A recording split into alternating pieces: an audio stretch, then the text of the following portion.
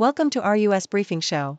Today, we kick off with some high-stakes international drama. Donald Trump is holding back on a major decision about whether to involve U.S. forces in a potential conflict with Iran, with a vague 2-week timeline. This delay is all about giving diplomacy and military prep time, while the world speculates about his true intentions. Meanwhile, markets are watching nervously as oil prices tick upward amid Strait of Hormuz tensions. Next up, President Joe Biden marked Juneteenth at a historic Texas church, emphasizing unity, progress, and the ongoing fight for racial justice. His heartfelt speech celebrated the holiday's significance as a symbol of liberation, contrasting with some political criticisms. Biden also called Americans to work together to push the country forward, despite his own health challenges. And finally, in a show of regional tension, China condemned a British warship's routine transit through the Taiwan Strait, calling it troublemaking. Britain insisted it was lawful, and Taiwan welcomed the passage. This incident highlights ongoing regional disputes, with the US and allies often sailing through these waters, while China views them as its own territory. Please continue to stay tuned for more detailed updates. The Australian Broadcasting Corporation paints a vivid picture of President Donald Trump's indecision regarding a potential military strike on Iran, emphasizing the strategic ambiguity that characterizes his approach. With a vague 2-week timeline, Trump is deliberately keeping his intentions shrouded in secrecy, echoing past leaders' methods of covert operations.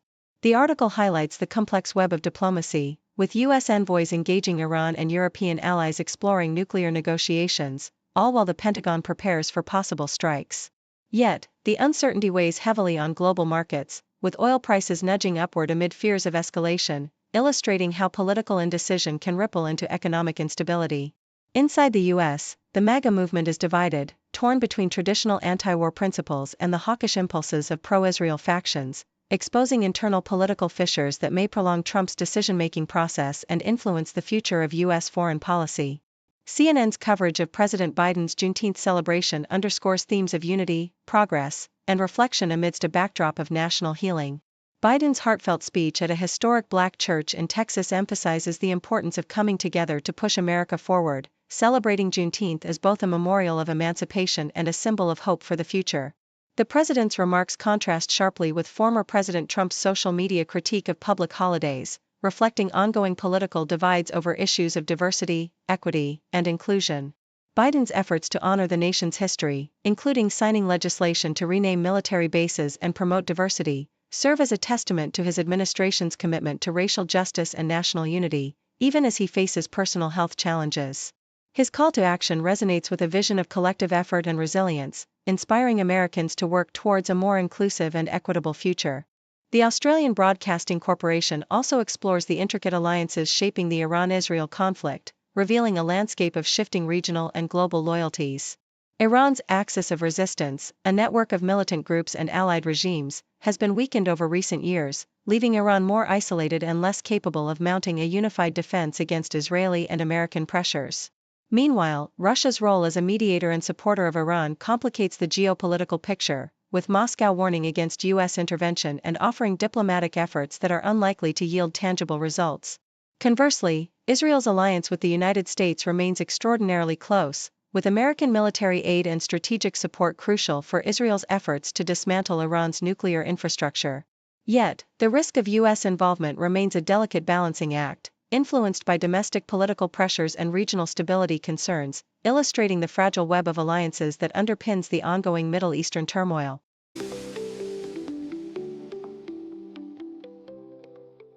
The Nikkei Asia reports on China's stern condemnation of the British warship HMS Space's passage through the Taiwan Strait, describing it as a provocative act that threatens regional peace.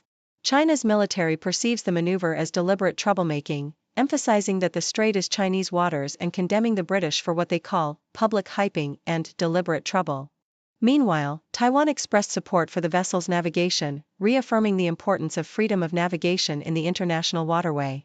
This incident occurs amidst ongoing tensions, with the U.S. Navy frequently conducting similar transits, and highlights the complex geopolitical standoff involving China, Taiwan, and Western allies, even as Britain seeks to mend its diplomatic ties with Beijing. The Associated Press details a significant legal decision allowing President Donald Trump to maintain control over National Guard troops deployed to Los Angeles during protests over immigration raids. This move overturns an earlier ruling that deemed Trump's actions illegal, asserting that the president's authority to federalize the Guard is likely lawful, even without California's governor's approval. The case underscores the ongoing debate over presidential powers within the U.S., especially in the context of internal unrest and immigration enforcement. It also reveals the political tension between federal authority and state sovereignty, with the court emphasizing the broad latitude granted to presidents in deploying military resources during times of perceived crisis, despite objections from California officials. The South China Morning Post discusses the persistent skepticism surrounding Hong Kong's currency pegged to the US dollar, often labeled a widowmaker, for its risky implications. Despite frequent speculations about depegging, the article highlights that the Hong Kong Monetary Authority's HKMA full currency board system provides stability and credibility, making the peg a crucial financial anchor. Critics argue that the widening gap between US and Hong Kong borrowing costs fuels dangerous carry trades, but experts contend that the peg remains vital for Hong Kong's role as a global financial hub, especially given the limited viability of alternatives like the yuan. While geopolitical tensions and economic divergences pose risks, the peg's deep integration into Hong Kong's financial infrastructure and the city's strategic importance as an offshore dollar hub reinforce its resilience, though not invincibility, against future shocks.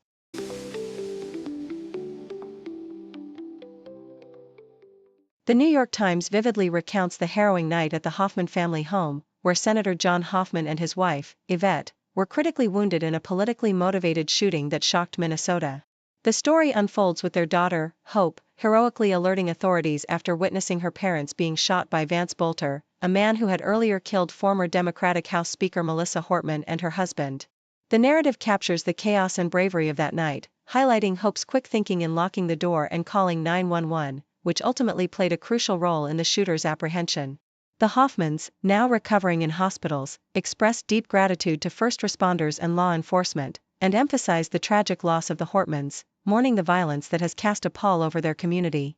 Their heartfelt plea underscores the dangerous reality faced by public servants and the urgent need to restore civility and safety in society, as they call for collective efforts to foster peace and protect those who serve in public roles.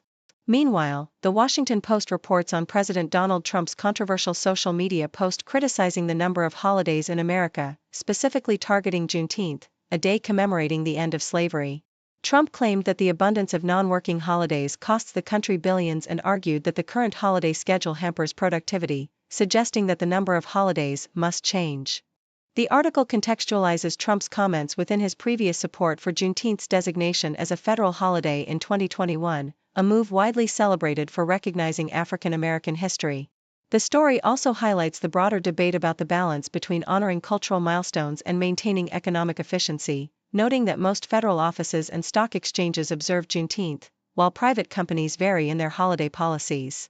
The report underscores the ongoing political discourse surrounding national holidays and the differing perspectives on their societal and economic impacts, illustrating Trump's stance as part of his broader narrative on American greatness and productivity. Thank you for tuning in. The content above showcases the latest briefing reports and analytical synopses, thoughtfully curated by the 6Do team. These insights stem from a wide array of reputable media outlets, think tanks, government sources, and specialized experts worldwide. We encourage you to explore these sources for a comprehensive perspective. Keep in mind that while the content may not always align with the official standpoint of 6Do Brief, it's not meant to be taken as absolute directives for decision-making. Comprising seasoned media professionals, learned scholars, and accomplished scientists, the 6Do team embodies a trailblazing, fully independent media entity. To customize 6Do Brief to meet your professional needs, you have the option to subscribe to a diverse array of briefings on our website, 6dobrief.com. Regardless of your location, you can conveniently receive 6Do Brief via email.